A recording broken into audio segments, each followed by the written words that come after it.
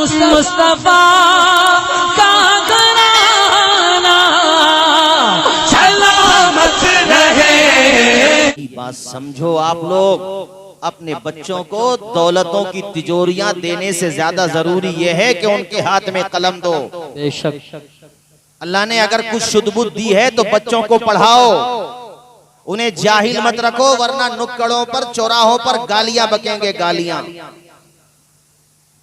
और बक रहे हैं। मुस्लिम समाज का हाल भी ज्यादा अच्छा नहीं है, बहुत बुरे हालात हैं। परसों मैं चौधरी सराय बैठा था, मुझे कहीं जाना था तो मैं बाबा बहाउद्दीन मस्जिद के पास था, इंतजार कर रहा था गाड़ी का। एक बारात गुजरी, ये मुस्लिम समाज की बारात थी। डीजों के आगे रीछों की तरह नाचते हुए जा रहे थे हमारे जवान। आप कहते हैं हालात खराब हैं, इन जाहिलों से पूछो, इन्हें जर्रा बराबर एहसास है कि क्या हो रहा है आज दुनिया में। डीजों के आगे रीछों की तरह, इन जाहिल निकम्मों को यह भी नहीं पता कि उस पे बच क्या रहा, वो कुफ्र तो नहीं बक रहा है सामने वाला गाना।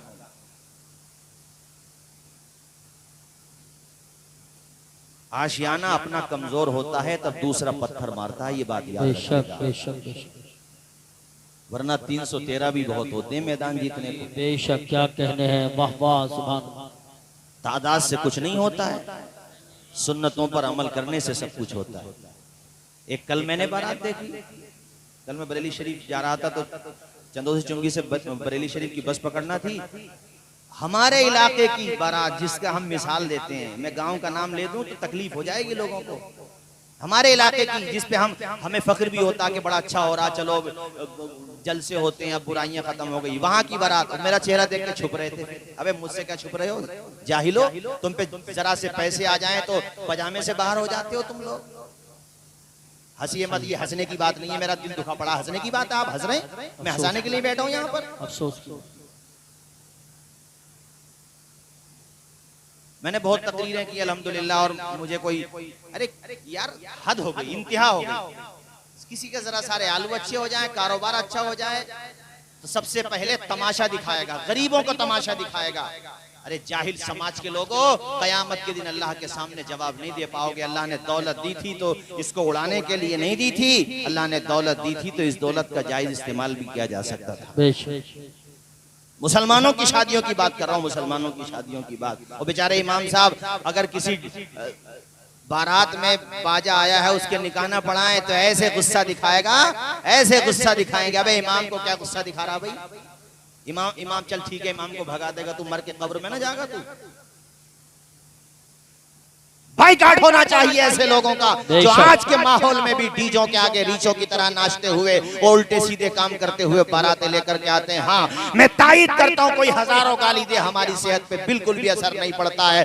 किसी के सपोर्ट के सहारे पे नहीं चले, हम न चल रहे हैं, ये सिर्फ मेरे खुदा की मदद है और उसका करम है, इसलिए हमें किसी दुनियादार से मतलब भी नहीं है। और याद रखो, ऐसी शादियों में बारातें लाने वालों का भाई बाइकाट हो, जो इतने बुरे हालात में भी गाने बाजों के साथ बारातें चढ़ा रहे, जिनके घरों पे डीजे बजाए जा रहे हैं, नौजवान नाच रहे। कितने लोग ऐसे हैं जिनके घरों पे 2 वक्त का खाना नहीं बनता। अरे जालिमों, इस पैसे को उनके घरों तक पहुंचा दो, कम से कम कुछ तो दुआ मिल जाएगी तुम्हें, कुछ तो उनके दर्द की आहें तुम्हें मिलेंगी, और यानी उनकी आहों के साथ जो दुआ होगी वो तुम्हारे हक में अल्लाह अपने करम से कबूल फरमा। बेशक, नारे तकबीर, नारे रिसालत, नारे गौसियत, मसलके आला हजरत उलमाए अहले सुन्नत। वो मर्सिडीज गाड़ी में जो पहले ऊपर का हिस्सा उठा लिया करते थे गाड़ी में, वो और गाड़ियों में भी चला। कल मैंने देखा वो दूल्हा मियाँ को निकाल के जा रहे थे। अबे उसे ताजिया समझ रहे, उसे निकाल के दिखाते हुए जा रहे हो, ऐसे निकालते हुए, यानी ऊपर खड़ा था वो दूल्हा, वो लेकर के जा रहे थे बारात। अच्छा, कुरान शरीफ में भी लोग, सुभान अल्लाह, अल्लाह कहता है इंसान बड़ा नाशुक्र है, बड़ा ना हो तो देखो ऐसे लगेगा कितना सच्चा मुसलमान। और जैसे चंद पैसे आ जाएं फिर तो साहब आप, और सारा पैसा हमारा समाज शादियों में उठा रहा, जो बच गया वो झगड़े में उठा रहा। आज फिर हो गई एक जगह लड़ाई, अभी वही लिख रहा था मैं, इसमें आपने ऐलान कर दिया, पूरी पोस्ट लिख भी नहीं पाया, मैं लिखूंगा उसे। आज फिर लड़ाई हो गई एक जगह हमारे देहात में। बताइए, प्रशासन भी सोचता होगा कि ये कैसे समाज के लोग हैं। अबे तुम्हारा तो शिकंजा कसने को और ही बहुत है। सही बात। लड़ाइयां भी ऐसी नहीं है कि थोड़ी बहुत हो गई निबट गई, नहीं, लड़ाइयां भी भयंकर होती हैं। और मौलाना लोग समझा ही नहीं, क्या जरूरत पड़ी है समझाने की? अबे मर जाओ, जरूरत ना पड़ी तो जाओ, थोड़ी देर की बर्दाश्त नहीं कर सकते हो क्या? हुजूर का फरमान नहीं बताए हम? हमारे आका कहते हैं बहादुर वो नहीं है जो दूसरे से बदला ले, आका कहते हैं बहादुर तो वो है जो गुस्से का घूंट पी ले। थोड़ी देर का गुस्सा बर्दाश्त करना दोनों पार्टी के लोगों को सुकून दे सकता है। छोटी छोटी बातों पे लड़ाइयां होती हैं यार, जाहिल समाज के सड़े हुए लोग, समझ में नहीं आता है। वो कोई पढ़ा लिखा बेचारा आ जाए समझाने लगे तो सबसे ज्यादा तनकीद उसी पे होगी। उस पे तो ये भी नजर रखी जाएगी कि कपड़े कैसे पहन रहा है, कलप के लगा रहा है, इस पे पैसा कहां से आ रहा है, इसने गाड़ी कहां से खरीद ली, उसने झगड़ा करके या किसी की जमीन दबा करके पैसा नहीं कमाया है, अरे उसने पढ़ा है लिखा है, उसके बदले में अगर कोई उसकी हिम्मत अफजाई करता है तो तुम्हें तकलीफ क्यों होती है? बेशक बेशक सही बात।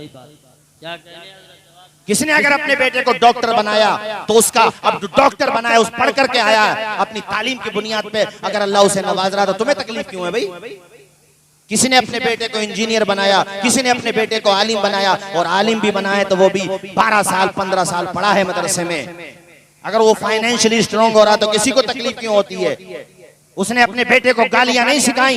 ये बैठे तुम्हारे यहाँ हजरत कारी शौकत साहब, आपको पता है, मैं जानता हूँ इनके वहाँ जहाँ के रहने वाले, वहां से जानता हूँ, मिडिल क्लास फैमिली से है, बहुत अमीर नहीं है, अल्लाह का शुक्र है, लेकिन दरमियाना घर है, अपने बच्चों को पढ़ाया, और आज इनका बेटा मौलाना अताउल मुस्तफा मिसबाही माशाल्लाह, आज उनका तस्करा मैं दूसरी जगहों पे जाके सुनता हूँ तो हमारा सीना चौड़ा होता है कि हमारे रुकनुद्दीन सराय के इमाम साहब का बेटा है।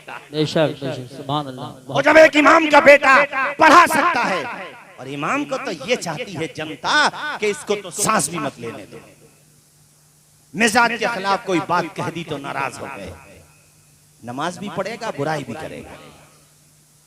एक मसला बहुत चला पिछले दिनों, हमसे भी कुछ लोगों ने सवाल किया कि 2-4 लोग नमाज पढ़ना छोड़ दें तो इमाम साहब को चले जाना चाहिए। मैंने कहा कौन सी किताब में पढ़ा भाई तुमने ये मसला? नहीं पढ़ा, कहाँ है तुमने? हुज्जतुल हेकड़ी में पढ़ा हो तो वो तो हमारे लिए दलील है नहीं। कहाँ है ये? पूरी दुनिया के किसी मुफ्ती से लिखवा के लाओ ये बात कि कुछ लोग नमाज पढ़ना छोड़ दें तो इमाम को चले जाना चाहिए। मैं रुकनुद्दीन सराय की बात नहीं करता, मैं पूरे भारत की आलम इस्लाम की बात करता हूँ। लिखवा करके लाओ, कहाँ लिखा है?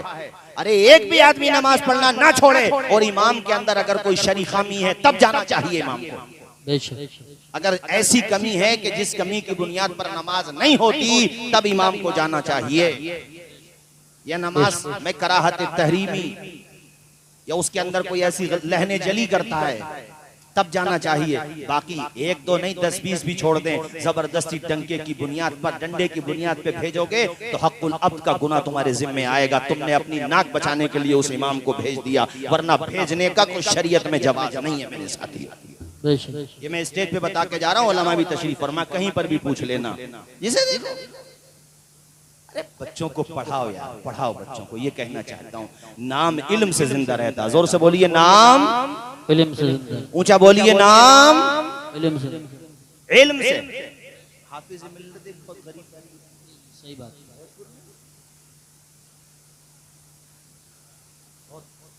लेकिन देखो आलिम बने, और आज देखो सिर्फ भारत नहीं जानता हाफिज मिल्लत को, जहां जहां भी अहले सुन्नत के हलके मौजूद हैं वहां वहां हाफिज मिल्लत के परवरदा मौजूद हैं, बिलवास्ता या बिला वास्ता।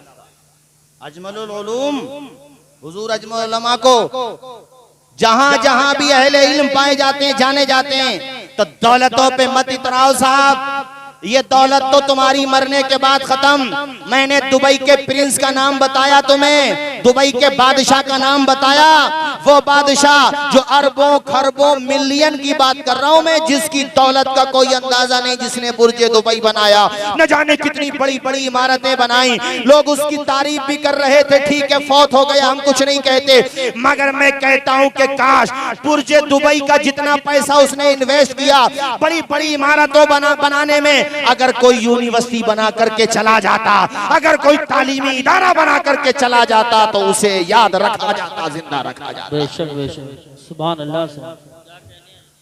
आजम खान साहब से इख्तलाफ हो सकता है, मतभेद भी हो सकते हैं, मगर उन्होंने जो तालीमी इदारा बनाया ये मामूली काम नहीं था। बेशक। उत्तर प्रदेश के मेरे भाइयों, मजलूम समाज के मजलूम दोस्तों, एक इंटर कॉलेज बनाओ तो आसान नहीं होता। इतना बड़ा इदारा बनाना, इतना बड़ा इंस्टीट्यूट बनाना, मैं कहना यह चाहता हूं कि उनकी पॉलिटिकल जर्नी अगर खत्म भी हो जाए तो कारी साहब इतिहास का तो वो बंदा पार्ट बन ही जाएगा।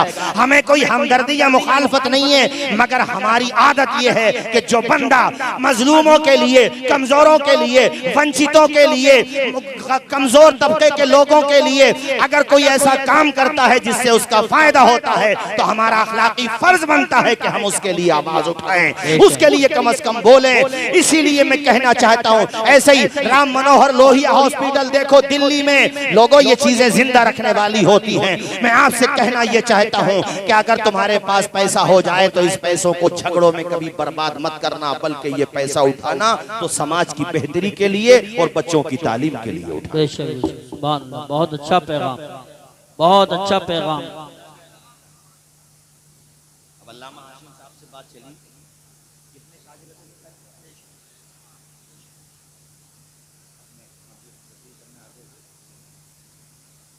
माशाल्लाह बहुत साथ रहे, कुछ प्रोग्राम में हम भी रहे, सीधा साथ। और देखो पूरा भारत उन्हें याद कर। इल्म के कारून का खजाना है दौलत तो। हाँ, दौलत दे अल्लाह ताला तो ये दुआ जरूर मांगो, मौला उस्मान गनी की सखावत की खैरात अता कर दे। आमीन।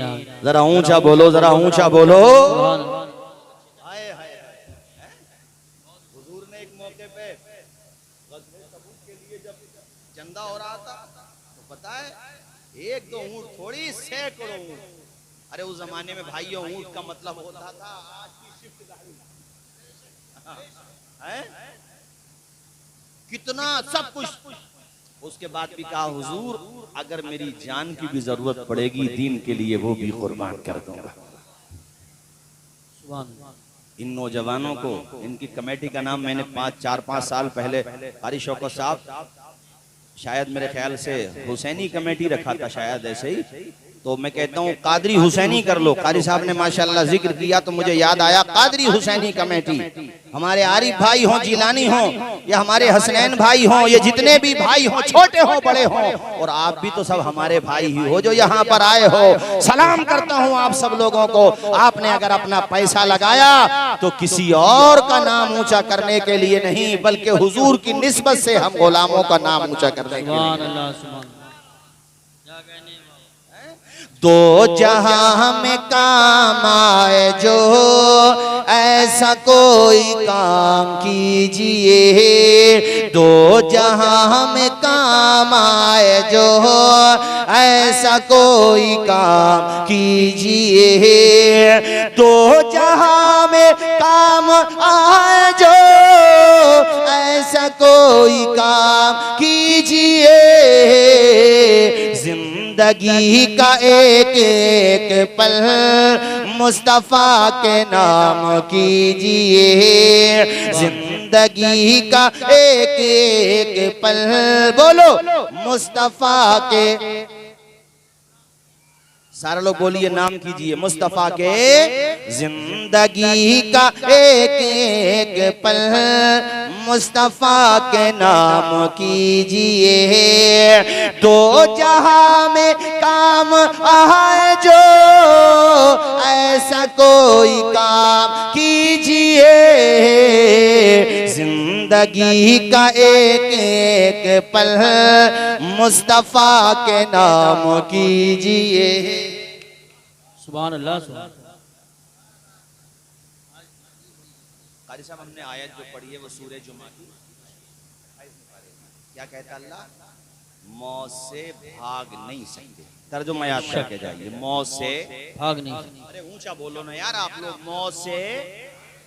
अल्लाह कहता कुल इन्नल मौतल लज़ी तफिरून मिन्हु, पूरा तर्जुमा सुनो। ऐ महबूब आप फरमा दो कि तुम लोग जो मौत से भागने की कोशिश करते हो, भागते हो, फ़इन्नहु मुलाक़ीकुम। अल्लाह कहता कितनी भाग लो, वक्त आएगा तो मौत तुम्हें अपने पंजे में ले लेगी। तुम एशियन में नहीं, तुम तो ऑल इंडिया चले जाओ।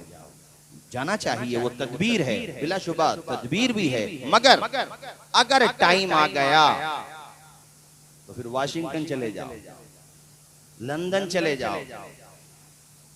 कारी शौकत साहब, अगर मौत का मामला दौलत से बचाओ या ताकत से बचाओ का होता तो दुनिया में कमजोर रहते ही कहां फिर। सही बात। और उसके बावजूद भी किसी को अगर कुर्सी मिल रही है, मैं अपने समाज की भी बात करता हूँ, तो पक्षपात करता है, इसने नहीं वोट दिया था मैं इसको क्यों काम कराऊं। अपने मुस्लिम समाज की बात कर रहा हूँ, हमें अपने दामन में देखना पहले, औरों को तो छोड़ो, अपने समाज की। किसी ने वार्ड मेंबर बन गया कोई, तो वो भी तो मुख्यमंत्री से कम नहीं समझता खुद को। इसने वोट नहीं दिया, ओ भाई तू हुजूर का उम्मती है यार, हुजूर की सीरत देख, इंसाफ करना सीखो हुजूर के गुलामों से। बेशक। एक बहुत बड़ा आदमी हजरत फारूक आजम के जमाने में मुसलमान हो गया, और ये अल्लाह करे ये बात मेरी संवैधानिक पदों पर बैठे हुए लोगों तक पहुंच जाए जो मैं अब कह रहा हूं। जब मुसलमान हो गया तो खाने काबा का, अभी नया नया मुसलमान था, खाने काबा के तवाफ करते वक्त हारी यूसुफ साहब, एक कमजोर मुसलमान का पांव उसके जुब्बे पे रखा गया। अब वो चल रहा था, जुब्बा फट गया। अब इतनी ऊंची रेंज का लेवल का आदमी था, उससे बर्दाश्त नहीं हो सका, उसने थप्पड़ मार दिया कमजोर आदमी के। ओ दुनिया के लोगों, इंसाफ करना सीखना है तो आओ उमर की अदालत को पढ़ के देखो, कहां मिलेगा ये इंसाफ, हुजूर के गुलामों की चौखट पे मिलेगा। और ये बात मैं मुस्लिम समाज में जिन्हें पद मिलता है, मनसब मिलता है, उनको भी कह रहा हूं, और अदब के साथ गैर मुस्लिम हजरात में भी जिनके पास लीडरशिप है, छोटी हो या बड़ी, उनसे भी कह रहा हूं, सुने इस बात को। एक कमजोर दबा कुचला इंसान, उसने शिकायत कर दी कोर्ट में, मामला कोर्ट में पहुंचा, उसने नाक का मैटर, ईगो का मैटर बना लिया। उसने कहा एक गरीब समाज का कमजोर आदमी मेरे खिलाफ केस करेगा। फारूक आजम तक बात पहुंची, फारूक आजम ने पूरी बात सुनी और उसको बुलाया और कहा तुम अपने इलाके के शहंशाह होगे, और हो ठीक है अपनी जगह, तुम जानो तुम्हारा क्या मर्तबा है, थे या हो या नहीं हो, लेकिन शरीयत मोहम्मदी में इंसाफ चेहरे देखकर नहीं होता, जुर्म देख करके होता। सुभान अल्लाह, क्या बात है। अरे ये बातें फैलाने की है, फैलाओ। तुम लोग तो गाने फैलाते हो, गाने सुनते हो। अगर गैर मुस्लिम हजरात में दोस्ती हुआ करे तो उन्हें तो बता तो दिया करो कि आजकल कुछ चैनल्स पर जो हो रहा है वो नहीं है इस्लाम। जी बेशक बेशक, नहीं वो इस्लाम नहीं है। हमारे समाज की जहालतें देख के ये ना समझो कि ये इस्लाम है। किसी मुसलमान को शराब का जाम पीते हुए ये ना समझो ये मुसलमान है। किसी मुसलमान को मर्डर करते हुए देखकर ये ना समझो कि ये इस्लाम है। किसी मुसलमान को बदकारी के रास्ते पर जाते हुए देखकर ये ना समझो ये इस्लाम है। इस्लाम हमारी बदअमालियों का नाम नहीं है। इस्लाम तो मोहम्मद अरबी की सीरत का नाम है। इस्लाम तो आका की सूरत का नाम है। इस्लाम तो वो है जो आका पे नाजिल हुआ। आका ने दुनिया को बताया अपनी जबान से, उनके सहाबा ने करके दिखाया। इस्लाम वो है। अरे याद रखो, इस्लाम को पढ़ के तो देखो। अपने तो अपने, मैंने बेगानों को ये कहते हुए सुना भी है और उनकी किताबों में पढ़ा भी है कि तहजीब और तमद्दुन का कहीं नाम न होता दुनिया में अगर मजहब इस्लाम न हो। नारे तकबीर, नारे रिसालत, नारे गौसियत, मसलके आला हजरत, नारे हैदरी, फैजाने गौसे आजम, उलमाए अहले सुन्नत, हजरत अल्लामा सैयद मुकीमुर रहमान साहिब क़िबला, उलमाए अहले सुन्नत। आप तशरीफ रखें, यहीं आए, बैठिए। आप लोग बैठे रहिए, यहीं ला रहे हैं। आप लोग बैठे सुकून के साथ, जिस तरह अदब के साथ सुन रहे हैं वैसे बैठ के सुनिए। हजरत भी तशरीफ ला रहे हैं माशाअल्लाह। हजरत तवज्जो फरमाइए, हजरत आने ही वाले हैं, बस आप बैठिए आराम से।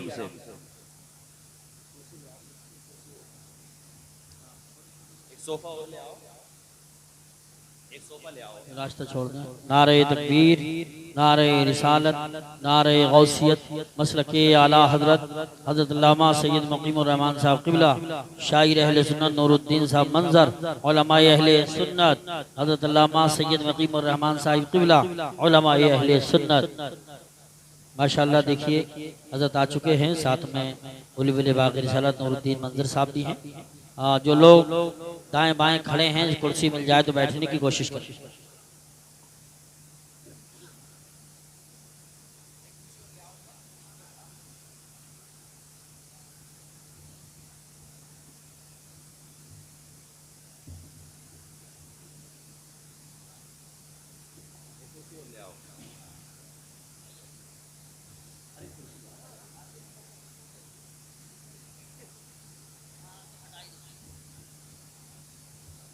बैठी बैठी।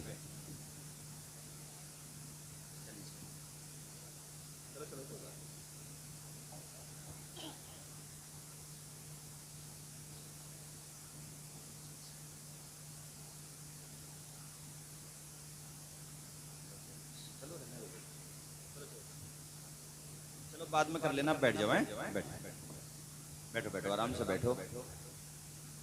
माशाल्लाह बहुत अच्छे खतीब हैं माशाल्लाह हमारे हजरत।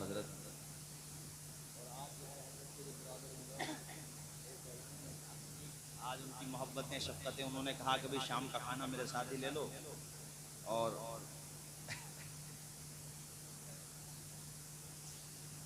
तो उन्होंने कहा सैयद साहब ने कि आज जो है शाम का खाना मेरे साथ ले लें। खैर अब यहाँ भी आना था, इसलिए इंशाल्लाह कल या परसों उनसे मुलाकात होगी।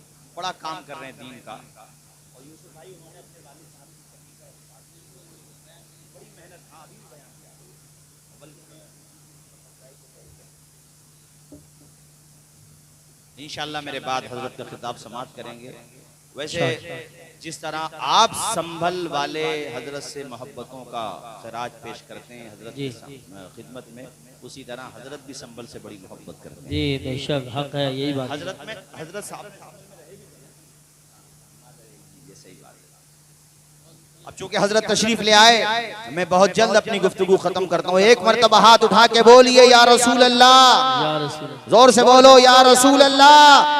नारे हैदरी, नारे हैदरी, हर सहाबिये नबी जन्नती जन्नती।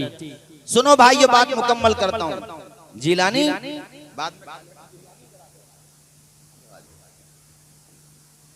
हजरत उमर के दरबार में जब ये मैटर पहुंचा तो हजरत उमर ने बुलाया उसे और कहा, यहाँ चेहरा देखकर या दौलत देखकर फैसला नहीं होता है। अरे जो खुद पैमन लगे हुए कपड़े पहन करके रूल करता था, वो किसी दौलत से कैसे मुतासिर हो सकता है? अरे प्रेस वालों, दुनिया वालों, देखो हमारे आका के गुलामों की जीवनी तो देखो। का तुम होगे बड़े आदमी, इस्लाम में तो थप्पड़ के बदले में थप्पड़ है। अल्लाह, थप्पड़ के बदले वलकुम फिल क़िसासी हयात। यहाँ तो अगर कत्ल है तो इस्लाम कहता कत्ल के बदले में कत्ल है, फांसी होगी। ये कत्ल इस्लाम, लोग कहते हैं सख्त सजाएं। नादानो, ये सख्त नहीं है, नाफिज करके देखो, दुनिया से जुर्मी खत्म हो जाएगा। बेशक बेशक, सुभान। और अच्छी बात है, बहुत सारे लोग इस पे विचार करते हैं और तारीफ भी करते हैं। वो तो बात यही है ना, हमारी तुम्हारी मुखालफत का मसला है, वरना अलग में बैठते हैं तो तारीफ भी करते हैं कि भाई इस्लाम के कवानीन बहुत अच्छे हैं। मगर वो तो हमारी आपकी मुखालफत बहुत ज्यादा दिमाग पे चढ़ी हुई है, इस वजह से नहीं मानते सामने। सुनो भाइयों, तो उसने कहा अगर मुझे सजा दोगे, मैं बड़ा आदमी हूँ, गरीब आदमी की बात मान के, कमजोर आदमी की बात मान के अगर मुझे सजा दोगे तो मैं इस्लाम छोड़ दूंगा। हजरत उमर ने कहा, हमें तेरे इस्लाम की जरूरत भी नहीं है। ऐसा इस्लाम पसंद नहीं है कि मतलब की बात हो तो मानी जाएगी, नहीं हो तो नहीं मानी जाएगी, बदला देना पड़ेगा। तो कमजोर आदमी ने इतने बड़े आदमी के मुंह पे तमाचा मारा और दुनिया को बता दिया, देखो इस्लाम इंसाफ का मजहब है। और ये मैं दुनिया वालों को बताना चाहता हूँ कि गरीब देखकर, कमजोर देख करके, जनाबे वाला किसी को वंचित समाज का समझ के, उसे मजदूर समझ के, वो मालदार को मालदार समझ के ऐसा बर्ताव ना करो, बल्कि इंसान को इंसान की हैसियत से देखो, चाहे वो कैसे भी हो, उसके साथ इंसाफ होना चाहिए।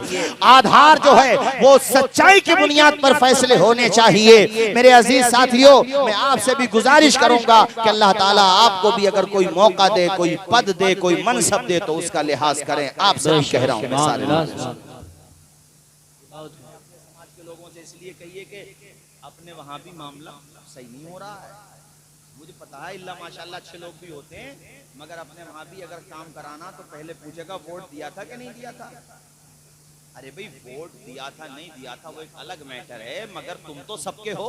बेशक, वार्ड मेंबर से लेके ये मैं ऊपर की रेंज तक के सारे लोगों से कह रहा हूँ, ऐसे जो अधिकारी बन जाते हैं, सरकारी हो या प्राइवेट हो, उनकी भी जिम्मेदारी है। अब तुम ये समझते हो कि हम कैसे भी कर लें, कोई नहीं देख रहा है। नमरूद भी यही समझता था, कारून को भी यही गलत फहमी थी। मैं यहाँ से बात कह रहा था कि मौत आएगी तो बचेगा कोई नहीं।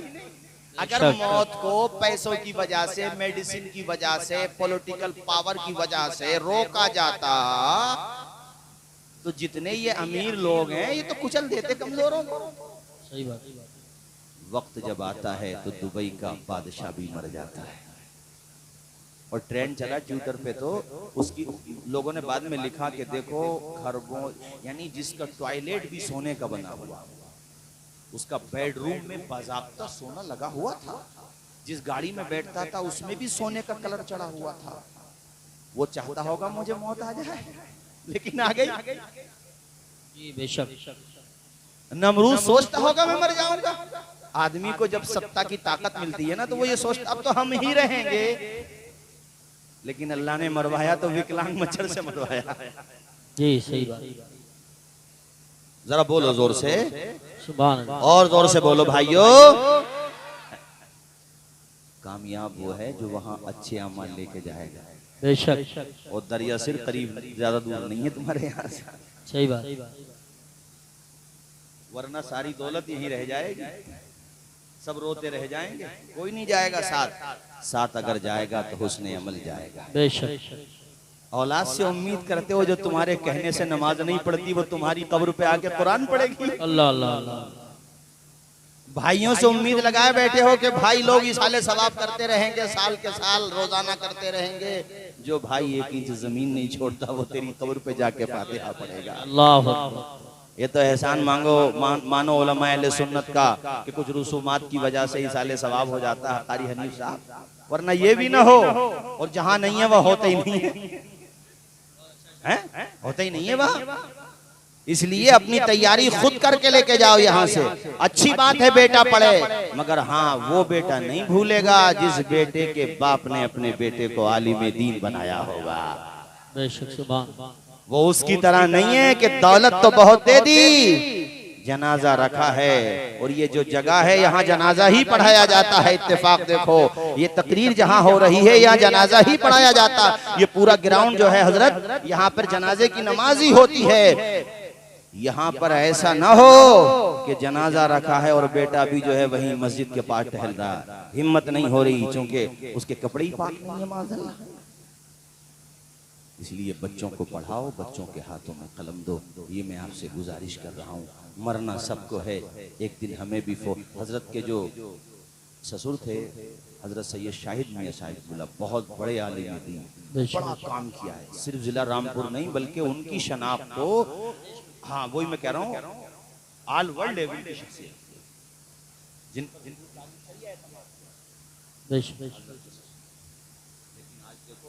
का किला बना करके गए। और उनके जो ख्वाब थे इंशाल्लाह वो भी शर्मिंदे ताबीर होंगे इंशाल्लाह। इल्म वाला जब जाता है तो वो जिंदा रहने का काम करके जाता है। बोलो जरा जोर से बोलो। और जाना तो सबको है। आखिर में यह अशार सुनाओ, मैंने मौत पे तकरीर इसलिए की मेरे साथियों कि अगर तुम सिर्फ मौत के बारे में ही गौर करने लगो तो तुम्हें फिर किसी नसीहत की जरूरत नहीं है। बेशक। सारी गाड़ियां, सारा बैलेंस, सब कुछ रखा रह जाएगा। एक दिन हम तुम सब चले जाएंगे दुनिया से। हश्र में फिर मिलेंगे मेरे दोस्तों, हश्र में फिर मिलेंगे मेरे दोस्तों। बस यही है मकाम आखिरी आखिरी। हश्र पढ़िए, आप लोग भी पढ़िए। हश्र में, अच्छा पॉइंट की बात याद आ गई अचानक मुझे। जैसे हम लोगों का यहाँ परिवार होता है, दुनिया में घर वाले होते हैं, रिश्तेदार होते हैं। अच्छा कारी साहब, अगर दिमाग पे जोर डाल के सोचा जाए तो जो रुकनुद्दीन सराय के लोग हैं तुर्कीपुरा के आसपास के, तो उनके रिश्तेदार दरिया सिंध में कम है क्या वहाँ पर जो पहुँच चुके हैं? तो वहाँ जाने से क्यों डर रहे हैं? अगर यहाँ खानदान छुट भी रहा है तो वहाँ मिल भी तो रहा है। नहीं समझे? तो डर किस बात का?